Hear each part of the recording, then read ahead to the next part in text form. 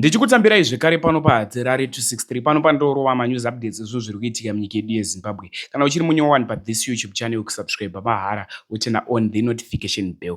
Vadikani sekuzwa kwamunozviita nyaya dzepanapa tinouya nadzo tikadzibatanidza tinge tichiitira kuti muwane manews updates akati wandei pasame video. Ndichakurovairai chevanhu vari kudya tsvina, vari kumwa tsvina yevanhu ndichachitaura futi. But toda kumbotanga ndakuisirai update yevanhu vekumbare avo vari kuchema pamusoro penyaya dzeinda.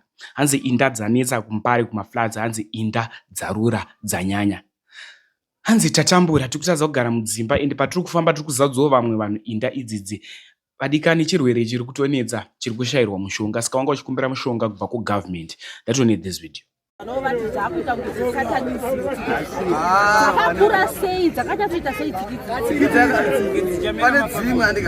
Kune imwe nchekufudzo inobhururuka tsikidzi akakurume pana mama mione munoziva inenge yatiza, saka tsikidzi inetenge isatanism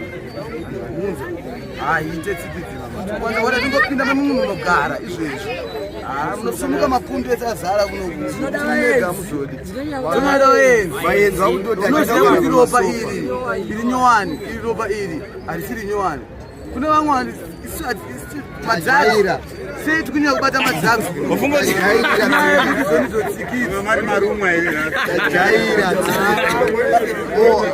kurumwa netsikidzi, saka ndokaipa tokutora madzags sanze murumwa tikorara tikofenda ndo zvatakutsvaga. Okay, taona vamwe tikuona vamwe vechikuru vakapfekedzwa maplastiki zvinovadzirira vachienda kunoswera. Sei mimi vechidiki musiri kumhanya-mhanyawo kuti tatouya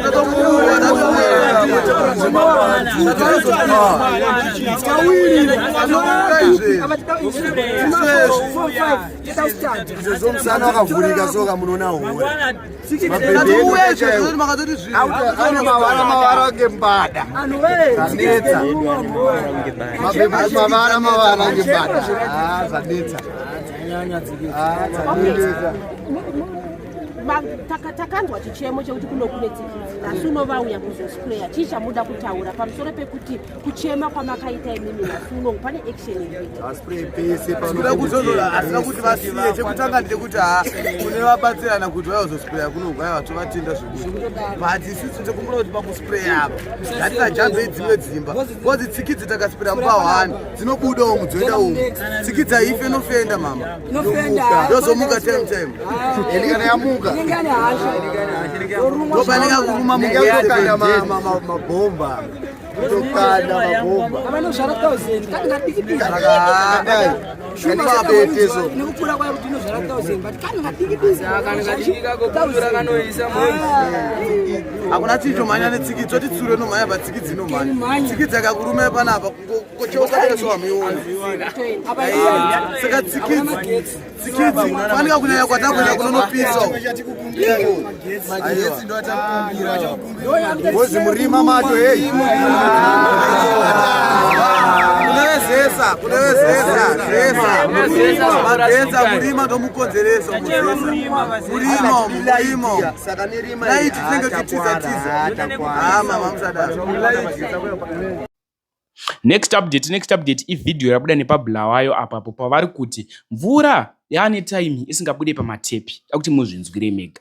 So vanga vachichema-chema kuti vanhu vakabatika nguva dzemavhotsi dziya dzatakavavhotera but havachade kuprovhaidha zvinhu sezvinodiwa nemunhu mutema, sezvinodiwa nemunhu anorarama. Hanzi havasi kukwanisa kuzviafodha chavaingoda mavhotsi nekutoenda. Kuti muone vhidhiyo ravo vachiti tiri kumwa mvura dzetsvina, mvura pamatepi hadzisi kubuda ine tiri kumwa mvura inobuda pasuwa pipe. Kuti muone vhidhiyo racho namapedza kuona vhidhiyo muita zvamunofunga comment section. Ini sechikomana Hadzerare ndafunga kukutizai. Tosangana zvekare munguva inotevera. Manje so much love. Good morning ladies and gentlemen. My name is Mazwangendaba and today I'm here in Phumula East in Bulawayo, and this is the plight for the people of Bulawayo. It's been a month and a week without running water in our homes. As you can see right behind me, this is a queue. People are looking for water, and the sad part is that this water is unhygienic. The water is from a sewer pipe, so you can imagine the disaster that is looming cholera and related diseases. Ladies and gentlemen, there are people that we voted for in parliament. These people are nowhere to be found to assist the people. They are not in solidarity with our suffering. They are only seen during election times, and after that, you only see them in their flashy cars passing by. No help, nothing. Now, it's 45 years after independence. In a few weeks' time, we'll be celebrating independence, and this is our plight. Can you imagine 45 years later, people don't have running water in their homes? Mr. President, this is how people are living in the city. People are suffering.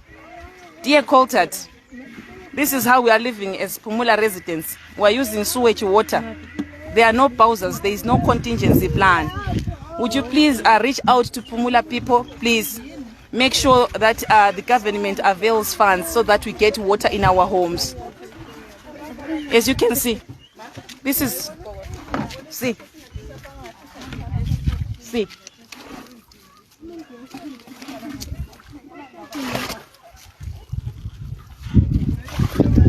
Ladies and gentlemen, this is despicable.